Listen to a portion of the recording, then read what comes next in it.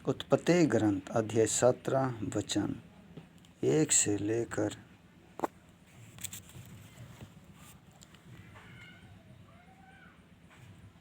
27 तक।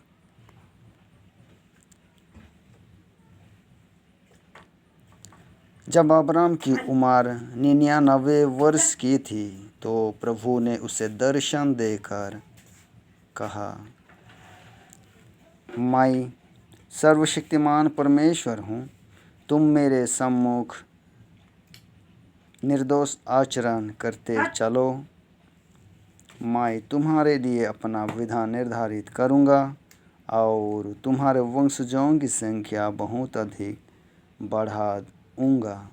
अब्राहम ने साष्टांग प्रणाम किया और परमेश्वर ने उससे यह कहा, तुम्हारे लिए मेरा विधान इस प्रकार है, तुम बहुत से राष्ट्रों के पिता बन जाओगे।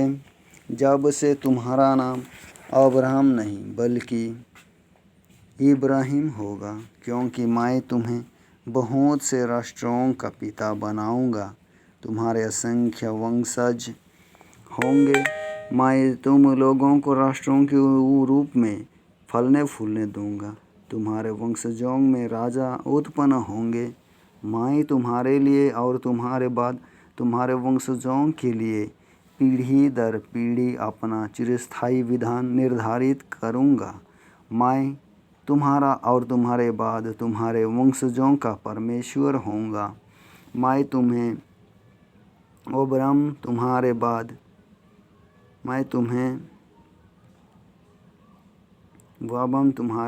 तुम्हारे वंशजों को वह भूमि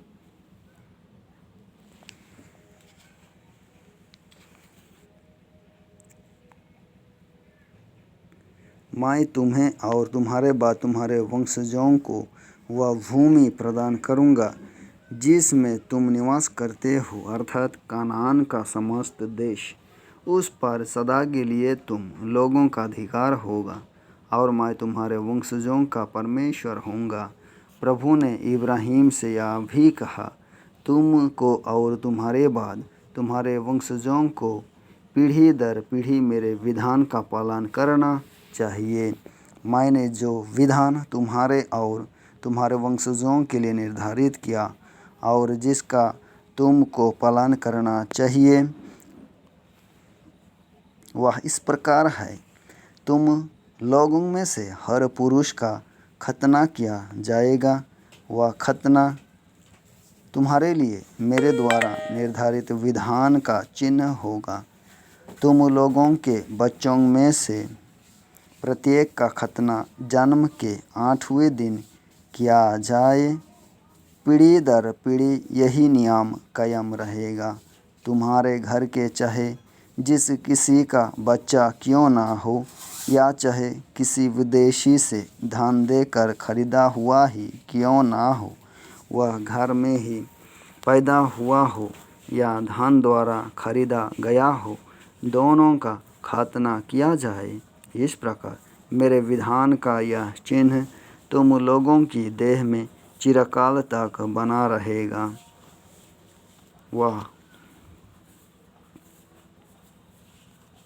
वह पुरुष अपने लोगों से बहिष्कृत किया जाएगा जिसकी देह में खतना नहीं किया गया है, क्योंकि उसने मेरे विधान का नियम भंग किया है। प्रभु ने इब्राहिम से कहा, तुम अपनी पत्नी को साराई नहीं बल्कि सारा कहकर पुकारो। मैं उसे आशीर्वाद दूंगा और वह तुम्हारे लिए पुत्र प्रसव करेगी। मैं उसे आशीर्वाद दूंगा, वह राष्ट्रों की माता बन जाएगी और उसे राष्ट्रों के राजा उत्पन्न होंगे।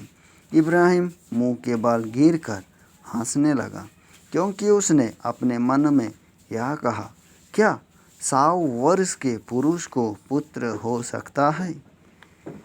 क्या 90 वर्ष की सारा प्रसव कर सकती है? उसने ईश्वर से कहा, इस्माइल तेरा कृपा पात्र बने। ईश्वर ने उत्तर दिया, नहीं।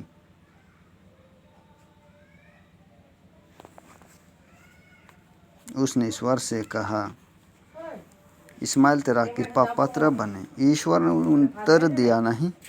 तुम्हारी पत्नी सारा तुम्हारे लिए पुत्र प्रसव करेगी, तुम उसका नाम इसहाक रखोगे। मैं उसके और उसके वंशजों के लिए अपना चिरस्थायी विधान बनाए रखूंगा। मैं उसका और उसके वंश का परमेश्वर होऊंगा। ईश्वर इस्माइल के लिए तुम्हारी मैंने इस्माइल के लिए तुम्हारी प्रार्थना सुनी।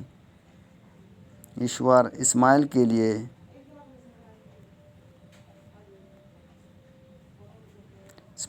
लिए तुम्हारी प्रार्थना सुनी। मैं उसे आशीर्वाद दूंगा। मैं उसे संतति प्रदान करूंगा और उसके वंशजों की संख्या बढ़ाऊंगा। वह 12 कुलपतियों का पिता बनेगा और उससे एक महान राष्ट्र उत्पन्न होगा। किंतु मैं इसहाक के लिए अपना विधान बनाए रखूंगा। अगले वर्ष के इस समय सारा उसे प्रसव करेगी। इतना कहकर परमेश्वर इब्राहिम को छोड़कर चला गया।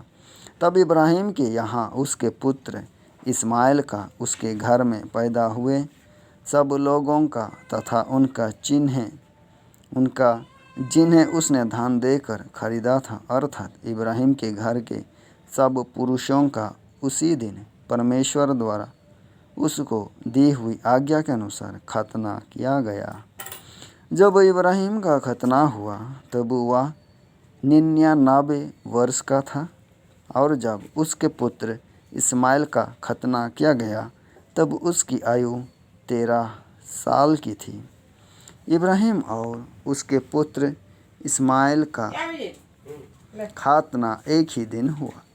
उसके साथ ही उसके घर के सब पुरुषों का भी खतना हुआ, चाहे वे उसके घर में पैदा हुए हों, चाहे ऐसे हो जो धन देकर विदेशियों से खरीदे गए हों। प्रभु की वाणी है।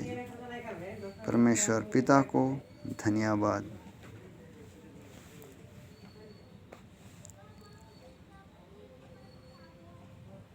100 वर्ष में इब्राहिम का संतान हुआ। 13 वर्ष इस्माइल के साथ और 99 वर्ष इब्राहिम के साथ खतना किया गया। परमेश्वर का विधान रखा गया। आमीन।